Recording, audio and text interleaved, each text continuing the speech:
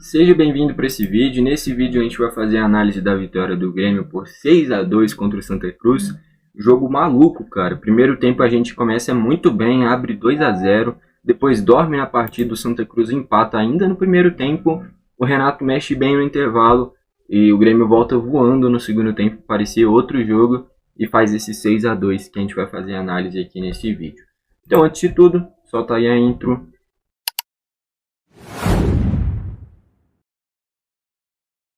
Então vamos lá. Vamos primeiro falar como é que foram os gols, né? Primeiro gol da partida foi do Gustavo Nunes. A bola é rebatida, vai para a esquerda. Ele chega finalizando de primeira.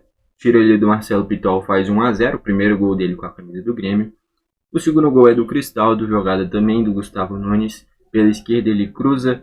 Tem uma falha dupla ali quase da zaga do Santa Cruz. O Cristaldo chega sozinho, dá um Mortal Kombat ali, dá uma voadora na bola. Golaço, tá? Um gol que não é tão fácil quanto parece. Faz o 2-0. Depois disso, o Grêmio se acomoda um pouquinho na partida. No primeiro chute no jogo do Santa Cruz, o David empata a partida. Lance em que deu muito espaço no meio de campo. Acho que ali a culpa maior é do Vila Sante. Ele marcando um volante que estava no meio de campo e o cara já estava quase chegando na área. Deveria ter encurtado o espaço para o David. Aí vale destacar a falha na marcação. Na minha visão do Vila Sante, é raro dar a culpa pro Vila Sante, mas na minha visão ele, o maior culpado é ele. Se não fosse ele, teria que ser o Jeromel. E o Jeromel sair lá da zaga para vir dar bote no meio de campo para um lateral esquerdo, não dá. Então teria que ser o Vila Sante mesmo. O David acerta um chute espetacular, o melhor chute da vida dele, provavelmente. A bola faz uma curva maluca. Ela tinha trajetória para ir para fora, do nada, fecha um pouquinho, bate na trave e entra. Se fosse o Kaique, pela altura, talvez defendesse. Como era o Marquezinho, não é falha, mas se fosse o Kaique, talvez defendesse. Quando for nas análises individuais, aí a gente fala mais. Mas enfim, gol do David. O gol do Gianluca, Jeromel vai dar o bote, que nem eu falei, não é coisa que tem que fazer. Vai dar o bote, erra o bote, abre o espaço todo, o Kahneman não acompanha a marcação. O Gianluca sai cara a cara, dá uma cavadinha, um golaço, faz o 2-2. Renato mexe, daqui a pouco eu entro nas mexidas. Uma delas é o Pavon recebe o passe do André, que foi uma das mexidas. O André o Pavon chega finalizando, faz o primeiro gol dele também com a camisa do Grêmio, faz o 3-2. Um tempinho depois, o João Pedro recebe a bola pela direita, corta para a esquerda, finaliza chapado, assim, um golaço. Gol muito parecido, até na transmissão falou, e realmente é muito parecido mesmo. O gol que ele fez contra o Santos na estreia do Brasileirão do ano passado, que o Grêmio jogou lá no estádio do Juventude, né, o Alfredo Jaconi, corta para o meio, finaliza de esquerda, a bola faz a banana, né, faz a curva, faz o gol do 4-2. O gol do João Pedro é uma jogada espetacular do Pavon também, cruza para trás, o João Pedro, JP Galvão, chega livre para finalizar, faz o 5-2. E o gol do André é uma jogada do Pavon também pela esquerda, ele cruza na cabeça do André para fazer o 6º gol. Dá para respirar agora, 8 gols. O jogo passado 0-0, nesse daqui 6-2, vai entender. Mas bora lá, para as análises. Começando pelo gol, Marquezinho não foi bem na partida. Duas únicas chances claras do Santa Cruz, e não eram nem chances claras. As duas únicas finalizações do gol entraram. Acho que talvez a pior atuação do Marquezinho até agora. Ele falhou? Não falhou. Porém, agora deixa aquela dúvida na cabeça, né? Será que o Kaique poderia entregar mais? Porque na minha visão, eu acho, é lógico, é tudo chutômetro que não tem como saber. Eu acho que o primeiro gol o Kaique defenderia, tá? O Kaique tem uma explosão maior, é mais novo, é mais alto. A diferença é que o Marquezinho é mais experiente, mais rodado. Mas eu acho que o Kaique defenderia aquele primeiro chute, cara, de verdade. Se bobeasse até encaixava. Eu acho que não, acho que ia espalmar. Mas eu acho que ele chegaria pela altura dele. O segundo gol é difícil. Ali o Gianluca mandou muito bem naquela cavadinha. Talvez ele poderia fechar o ângulo melhor, mas não sei. De qualquer forma, o primeiro gol, principalmente, eu acho que o Kaique defenderia. Então, para o Marquezinho vai ali uma nota 5. Vai para a direita o João Pedro. Cara, é o que eu sempre pontuo do João Pedro. E essa foi a definição do João Pedro, essa partida daí.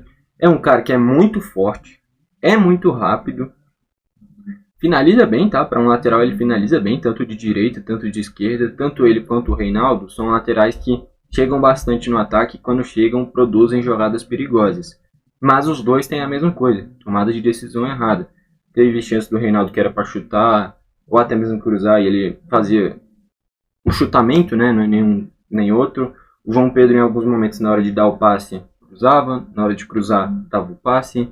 Então tomada de decisão dos dois, se aperfeiçoasse, não estariam nem no Grêmio, né? Essa que é a verdade. Se o João Pedro aperfeiçoasse isso, tivesse uma tomada de decisão muito boa, ele estaria em algum time da Europa, porque fisicamente ele é espetacular, velocidade tem muita, chuta bem. Então, se ele tivesse uma tomada de decisão boa, ele não estava no Grêmio. Essa que é a verdade. Estaria em algum time na Europa e provavelmente estaria até na seleção brasileira, porque é uma carência da seleção e em questão de físico, em questão de velocidade, até de finalização, é um cara que é acima da média em relação aos laterais hoje em dia brasileiros, que aparecem por aí, os conhecidos, né?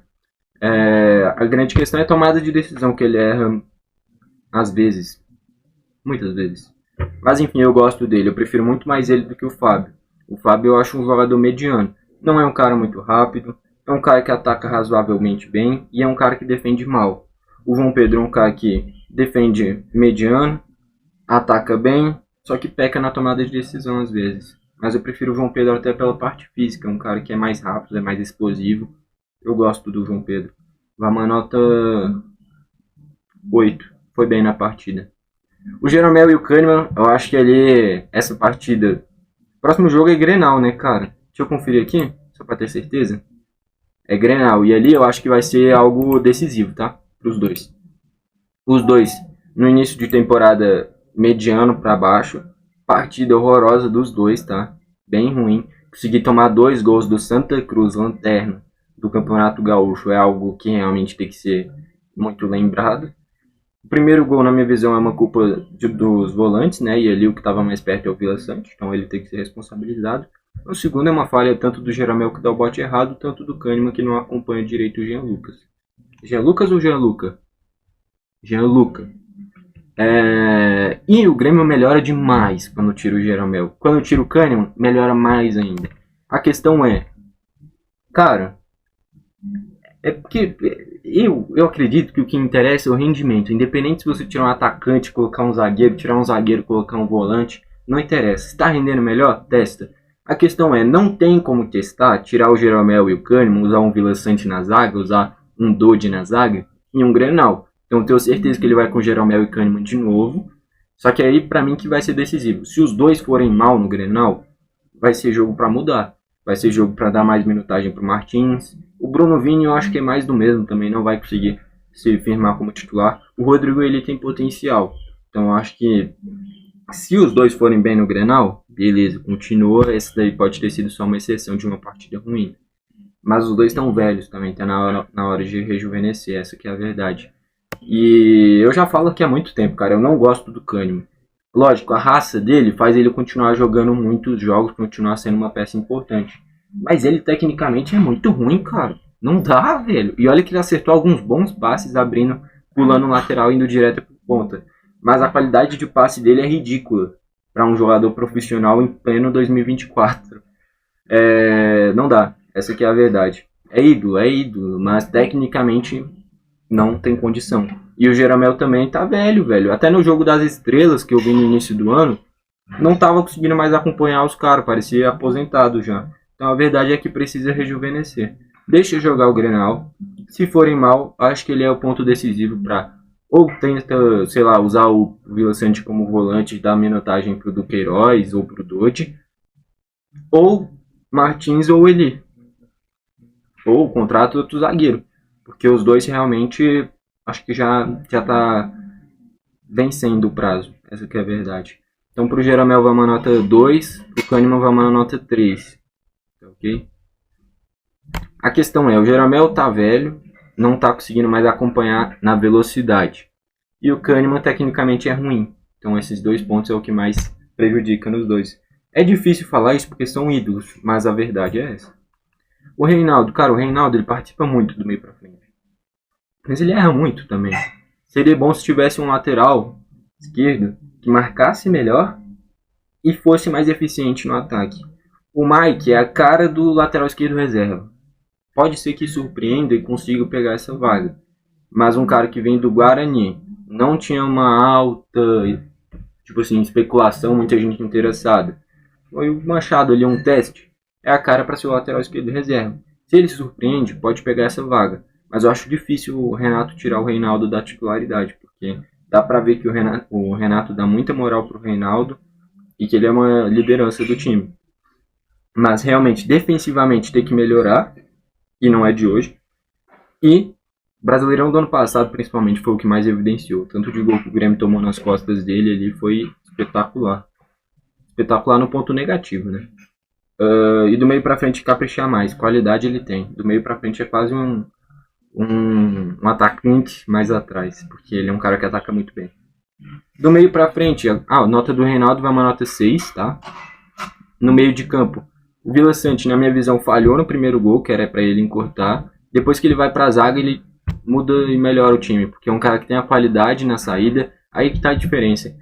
Coloca um volante na zaga, não vai ter chutão, cara. Não vai ter chutão. Então, com o Jeromel ali, apertou, é chutão. Com o Kahneman, nem se fala. O Kahneman não é nem chutão, é um bicão pra frente. Então, coloca um volante ali, tem mais tranquilidade, tem a capacidade de marcação e tem a saída de jogo boa. Melhora completamente o time. Como o Grêmio hoje tem muito volante, trouxe o Duqueiroz e o Dodi, que na minha visão podem entregar coisas muito parecidas, eu acho plausível usar o Vila Sante na zaga. Resta saber se ele vai aceitar ou não, né? Mas eu acho que para o melhor rendimento do Grêmio, o Vila Sante na zaga seria interessante. Mas eu acho impossível o Renato testar o Vila Sante na zaga. A não ser no segundo tempo, quando já estiver precisando muito da vitória e o adversário jogar mais fechadinho. Com exceção a isso, ele vai colocar ali o Bruno Vini, vai colocar ali o Rodrigo Eli, enfim. É isso que eu acho que vai acontecer. Mas o Vila Sante cresceu demais no segundo tempo, apesar de ter feito um primeiro tempo ruim. E é raro falar isso do Vila Sante. Mas vai ali uma nota 6. Na zaga ele conseguiu render demais, até porque é um cara que tem uma saída muito boa. Enfim. O Cristaldo, cara, eu acho que deve ter muita gente que fica com o pé atrás de, porque ele sai toda hora no intervalo. Mas a verdade é que eu concordo completamente com o Renato nesse sentido. O Cristaldo, eu já falo aqui há algum bom tempo, é um cara que tem bons números, mas é um cara que no jogo não aparece, velho. Não aparece. É impressionante, velho. O JP Galvão aparece mais pro jogo do que o Cristaldo. É bizarro, velho. E quando ele vem atrás é só passinho pro lado, passinho pra trás. E lá na frente ele tem boa participação em assistências e em gols. Tem bons números. Não à toa, ano passado foi um dos maiores assistentes, não só do Brasil como do mundo, na temporada inteira. Mas é um cara que é muito sumido. É muito sumido, velho. Eu não gosto do estilo de jogo do Cristaldo. É difícil falar isso de um cara que tem números bons. Mas essa que é a verdade. Ele aparece pouco pro jogo, pelo que ele deveria ser pro Grêmio. Mas fez o gol, né? Então vai uma nota 6. Pro PP, cara, o PP é difícil, cara. Porque ele também já dá pra ver que é uma liderança do time. Liderança técnica, o Grêmio procura muito o PP. Mas eu, sei lá, velho, eu não gosto muito do jogo dele. Não gosto. Eu acho que ele às vezes prende demais a bola ao invés de fazer o jogo acontecer, sabe? Sei lá, velho. Mas ele no segundo tempo teve bons passes interessantes. O gol do Pavão é um passe que começa com ele pro André. Passe espetacular.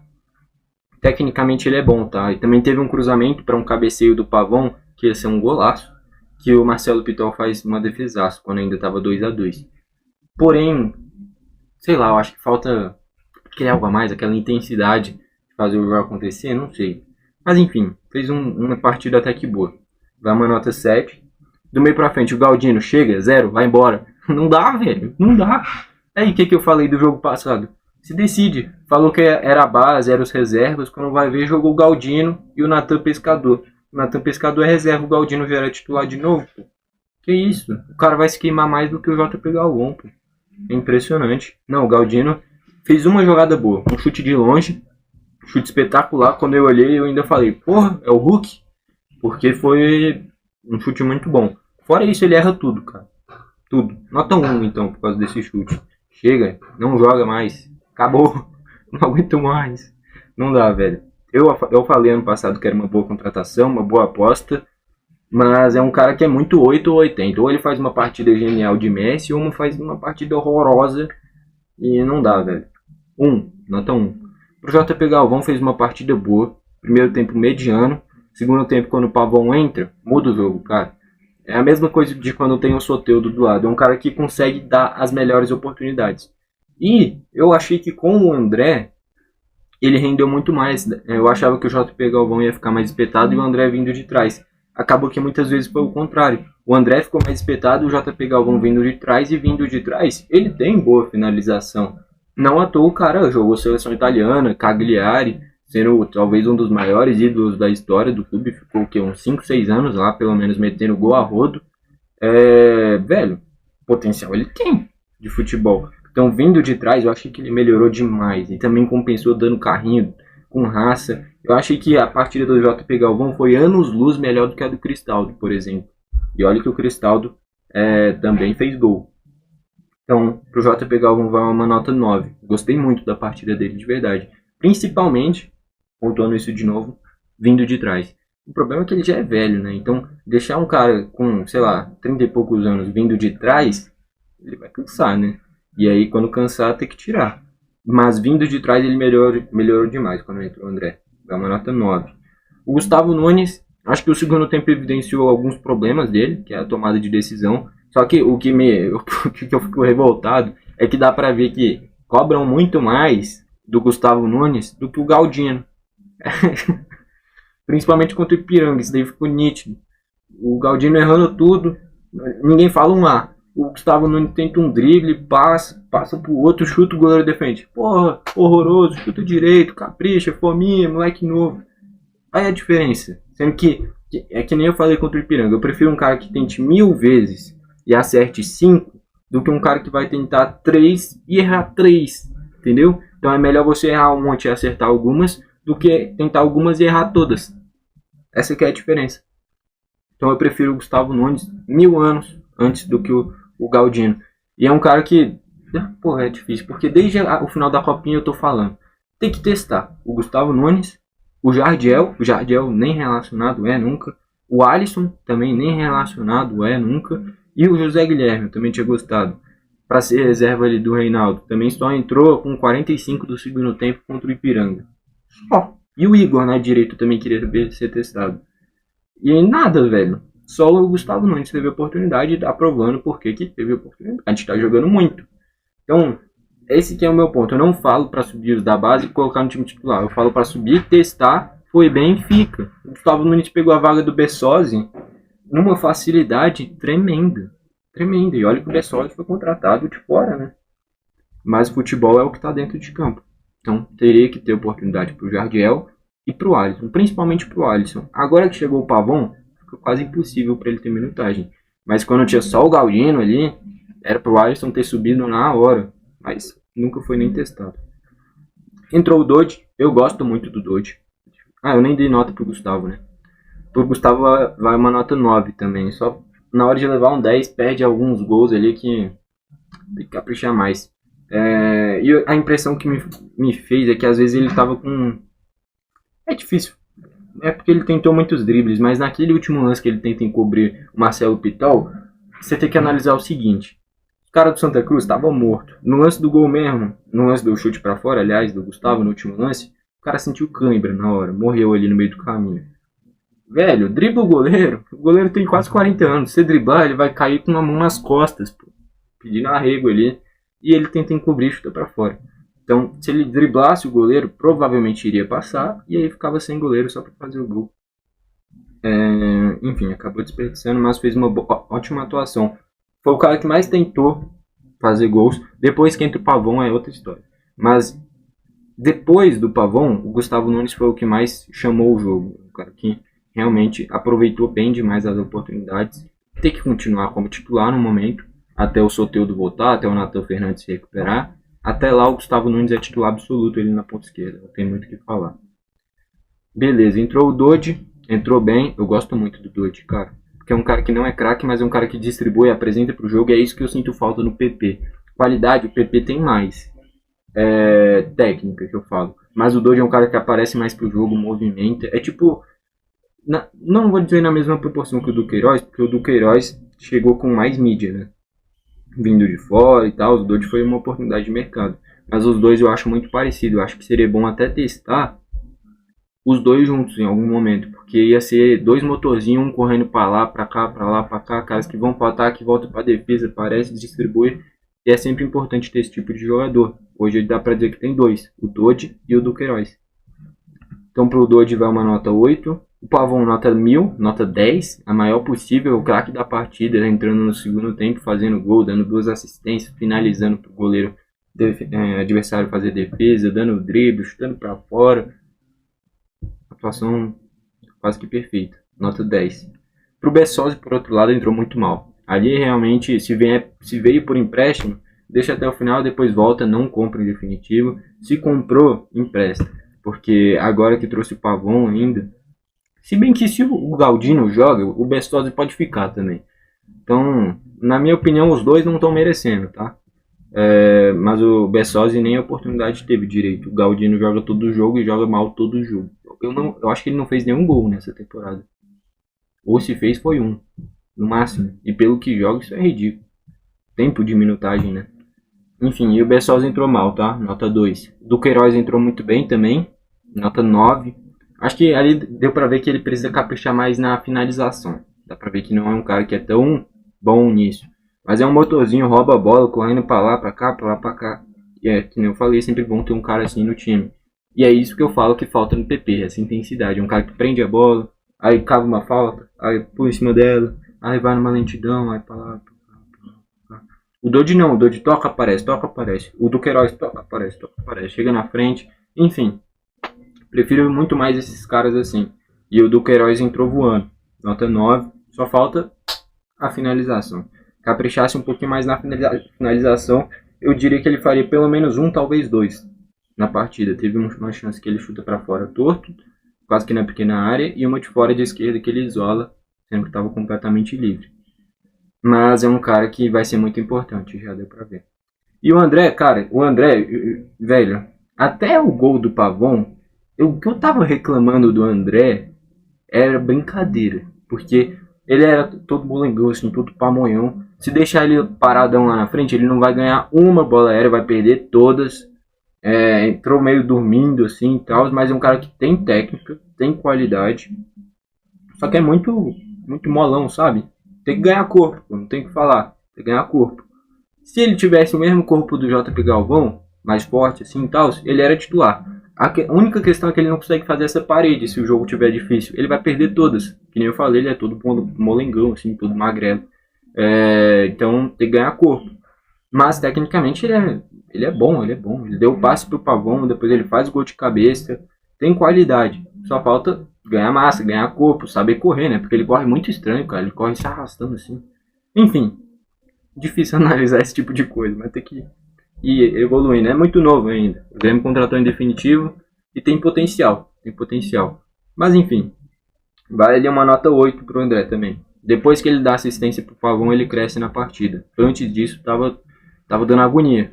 Tava que nem eu tava olhando pro Galdino a cada lance. Depois que ele dá assistência pro Pavon, ele melhora demais no jogo, fica mais tranquilo também. Quem que eu posso destacar no Santa Cruz? Esse Jean-Luc é habilidoso, tá? É bom jogador. O Daniel Pereira, gostei, sabe distribuir bem o jogo e tal. O David, esse chute daí vai garantir algum contrato para ele, pode ter certeza. Nem que seja Série C, Série D, mas esse gol vai garantir contrato para ele. Foi um golaço. E o Pitol, o Pitol joga em tudo que é time, velho. Eu lembro dele no Caxias, lembro dele no Brasil de Pelotas, enfim. Acho que é isso. Estatísticas não tem aqui, cara, não tem. Mas enfim, tem a tabela. A gente está na primeira colocação com 20 pontos. O Inter vai jogar hoje. Provavelmente vence, provavelmente passa a gente de novo. E aí a próxima rodada é Grenal, né? E aí vai valer liderança. Quem vence fica na liderança, independente do resultado de hoje. Se quem vencer o próximo Grenal fica na liderança momentânea da próxima rodada, né? Se o Inter perder hoje, se empatar, o Grêmio continua. Se o Inter empatar hoje e empatar a próxima rodada, aí eu não sei. Tem que ver como é que vai acabar essa rodada. Mas provavelmente o Inter vence, tá? Acho que é o Novo Hamburgo. Mas de qualquer forma, o que importa é o resultado do Grenal. Vai ser muito difícil porque o Grêmio veio de 2 resultados ruins, tá? que foi o empate anulo contra o empate contra o São Luís. Ali muito ruim, time principal veio com tudo, conseguiu empatar com o São Luís. Contra o Ipiranga, ali era time reserva, beleza. Se o Gustavo faz aquele gol no primeiro tempo que ele sai cara a cara, a gente estaria falando de uma vitória. Mas ali, tudo bem. Pra mim, o grande erro ali é ter colocado o Galdino e o Natan Pescador ali no meio. Pra mim, esses são os grandes erros. E talvez ter testado o Igor na direita, ter testado mais caras, né? Porque aquele discurso de colocou os moleques pra dar rodagem é mentira. Eu já fiz a análise, quem quiser pode ver. O Galdino não é moleque, não é possível. E, pô, se eram os reservas, ele não estaria jogando ontem de novo. Enfim. E aí ganha esse jogo com um primeiro tempo bem duvidoso e um segundo tempo espetacular. Espero que repita esse segundo tempo contra o Santa Cruz. Mas o Grêmio não vem numa fase de convencer. O placar convence. A atuação do primeiro tempo não convence. E aí o que não convence mesmo é a zaga. O Jeromel e o Kahneman hoje são uma incógnita. O que por muito tempo era uma segurança, hoje é uma incógnita. Já dá para perceber que precisa contratar um zagueiro de um nível maior ou encontrar na base, dar minutagem para o Martins ou usar o Vieri, algum cara que possa render algo a mais. Ou, se for corajoso pra caramba, tacar o Vila Sante pra zaga e o Duqueiroz no meio. E aí usa só um dos dois, ou usa até o Rodrigo Eli ou o Gustavo Martins. Mas aí eu acho bem difícil, porque ele tem que ser maluco. Eu sou maluco, então eu faria isso, mas eu não sou técnico, então acho difícil. Mas pro Grenal eu tenho com certeza Jeromel e Kahneman de novo. E que nem eu falei, vai ser decisivo pros dois. Pra mostrar que se realmente foi só uma partida típica, bem abaixo dos dois, ou já deu o prazo deles mesmo. Enfim. Só para fechar o craque da partida, teve alguns, tá? Acho que dá para destacar aqui o João Pedro. Dá para destacar o JP Galvão. Talvez a melhor atuação dele na temporada. O Gustavo Nunes. Mas depois que o Pavão entra, não tem. Acaba. O Pavão. O Duqueiroz entra muito bem também. Enfim. O Duqueiroz, o Gustavo Nunes, JP Galvão e o João Pedro. Destaques. O Pavão. Grande destaque, estrela, craque da partida, Pavão.